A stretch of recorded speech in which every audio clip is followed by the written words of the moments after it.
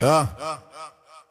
En 2000, États-Unis, crise financière mondiale, Lehman Brothers, banque d'investissement fait faillite brutale. Une banque d'investissement, c'est une entreprise qui gère des milliards pour spéculer. Pas une banque classique, mais une machine à parier sur les marchés.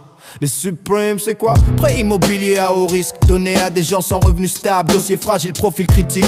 Normalement une banque vérifie si tu peux payer. Là ils prêtaient quand même, juste pour encaisser. Ces prêts sont transformés en produits financiers.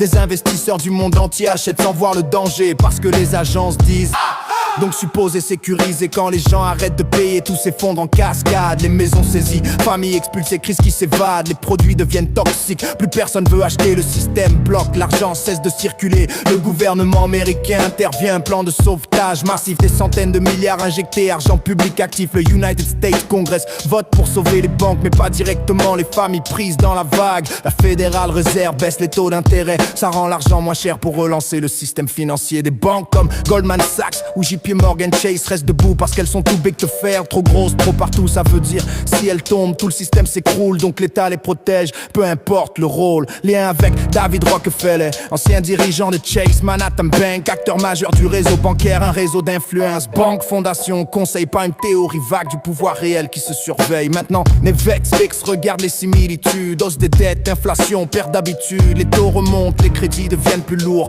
Les gens payent plus mais gagnent pas plus autour. Les prêts existent encore, carte de crédit, dette étudiante, même logique. Donner maintenant, encaisser sur le long terme. Si tu peux pas payer, pénalité, intérêt qui monte. Le système gagne même quand toi tu comptes. Les marchés financiers toujours dominés par les mêmes acteurs. Fonds d'investissement, banque centrale, gros prêteurs. La complexité augmente mais le principe reste. Faire de l'argent avec l'argent pendant que le reste encaisse.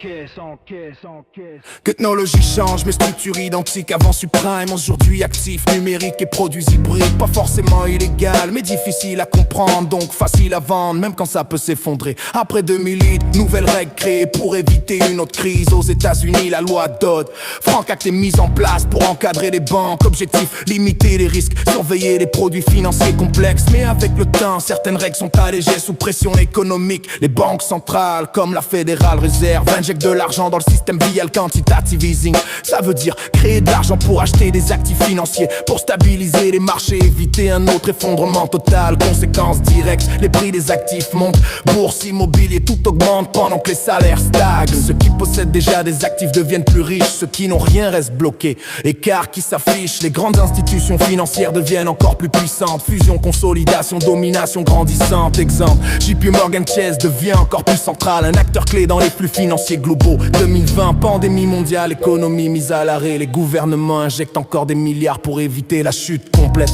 Aux États-Unis, plan de relance voté rapidement. 2022, demain 24, inflation élevée dans plusieurs pays. Hausse des prix, nourriture, logement, énergie. Les banques centrales montent les taux pour ralentir, mais ça rend les prêts plus chers, plus difficiles à tenir. Même mécanique qu'avant, pression sur les ménages, crédit plus coûteux, dette plus lourde à chaque étage. Ceux qui vivent à crédit ressentent immédiatement le choc, pendant que les grandes structures absorbent mieux le bloc. Aujourd'hui, 2027, explosion des plateformes numériques, trading simplifié, accès direct au marché financier public. Applications mobiles rendent l'investissement accessible mais aussi plus rapide, plus risqué, plus impulsif possible. Les produits financiers restent complexes derrière l'interface simple. Dérivés, options et EF, ça paraît facile mais c'est ample. Un ETF c'est un panier d'actifs censé diversifier, mais si tout chute ensemble ça ne protège pas vraiment. Les grandes firmes gèrent des trillions de dollars comme BlackRock ou Vanguard Group. Poids énorme dans le marché global, elles influencent les entreprises, les décisions économiques. Pas directement politiques mais impact systémique.